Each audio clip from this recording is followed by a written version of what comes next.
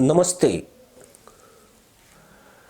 पाकिस्तान में इस वक्त तुम मेरी पीठ पर खुजा, मैं तेरी पीठ पर खुजाऊंगा का खेल चल रहा है, जबकि इस खुजलीबाजी में जनता अपने बाल नोच रही है।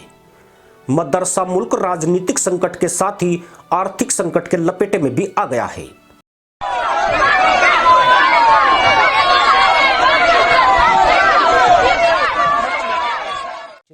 24 बिलियन डॉलर हमें अगले साल पे करने हैं। तो पाकिस्तान को मईशत को जो सबसे बड़ा चैलेंज है वो ये है कि वो पैसे कैसे अरेंज किए जाएंगे, जिसके लिए जो भी हुकूमत आएगी उसको सबसे पहला काम करना पड़ेगा कि IMF से ताल्लुकात बेहतर करने पड़ेंगे। IMF के साथ नया प्रोग्राम शुरू होता है तो फिर दो चैलेंज होंगे कि क्या IMF जो पाकिस्तान की डेट रीपेमेंट है उसको सस्टेनेबल करार देता है, या वो कहता है कि ये सस्टेनेबल नहीं है, इसको आप रीस्केड्यूल करके आएँ, जिस तरह श्रीलंका में हुआ था।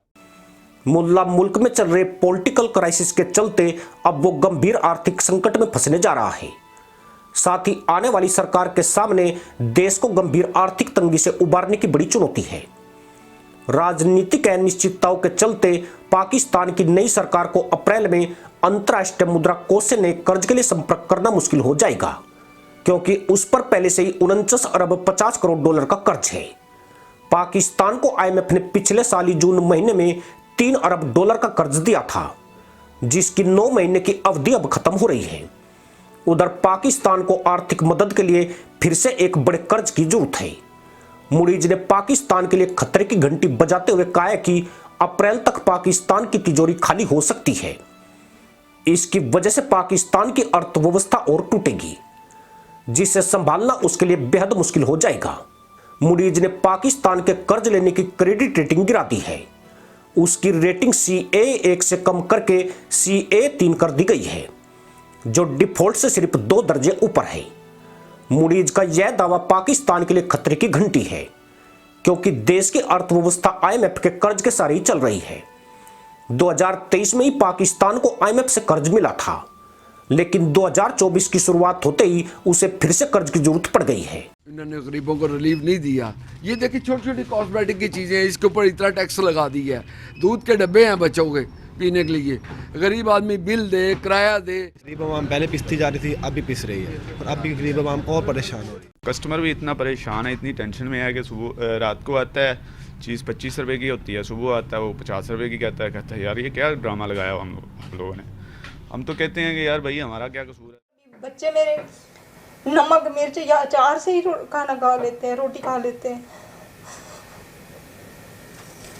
तरसते रहते हैं कोई अच्छा खाना मिल जाए। पता नहीं, ये अल्लाह को पता होगा, हमें नहीं पता, हम नहीं जान सकते कि हमारा गुजारा किस तरीके किस हाल में हो रहा है।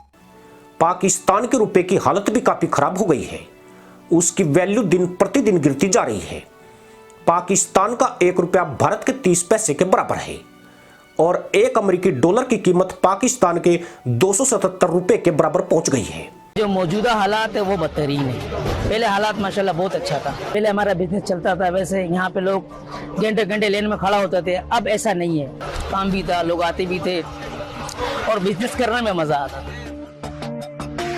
बहुत बुरा असर है भाई, ये कि पहले जैसे इंसान थोड़ा बहुत फिर भी बच जाता था, अभी बिलें भी बहुत ज्यादा आ रही है, और जो है घर के खर्चे भी बहुत बढ़ गए। वो महंगाई इतनी ज्यादा हो गई है कि किसी के बस में ही नहीं रहा। हर तबका, हर आदमी इससे बहुत ज्यादा परेशान है। ये महंगाई का जन बोतल से बाहर आ चुका है, किसी के काबू में आ ही नहीं रहा।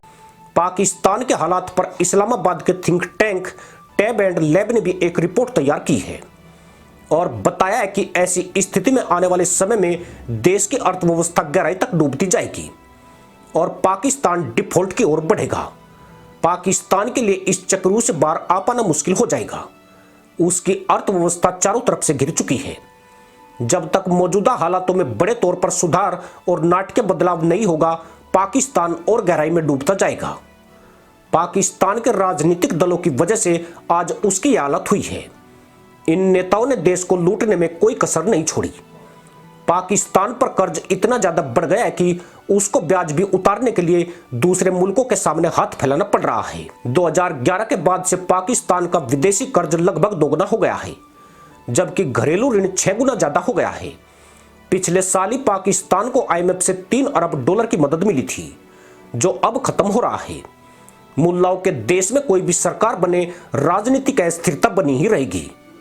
पाकिस्तान को 2024 में करीब 49 अरब 50 करोड़ डॉलर का कर्ज चुकाना है। पूरी रकम का 30% हिस्सा पाकिस्तान के कर्ज का ब्याज है। पाकिस्तान में सिर्फ आर्थिक संकट ही नहीं है, वहां राजनीतिक तौर पर भी अस्थिरता है। यहां 8 फरवरी को आम चुनाव हुआ था, लेकिन सरकार अब तक भी नहीं बन सकी है। हालांकि मंगलवार यानी 20 फरवरी 2024 को पाकिस्तान पीपुल्स पार्टी और पाकिस्तान मुस्लिम लीग नवाज में गठबंधन की सरकार बनाने पर सहमति बन गई है। लेकिन ये लोग पाकिस्तान की लुटिया डूबने से बचा लेंगे, इसकी कोई उम्मीद नहीं है। यानी आतंकी देश का बेड़ा गर्क होना तय है। इसी के साथ अनुमति दोस्तों, जय हिंद, वंदे मातरम।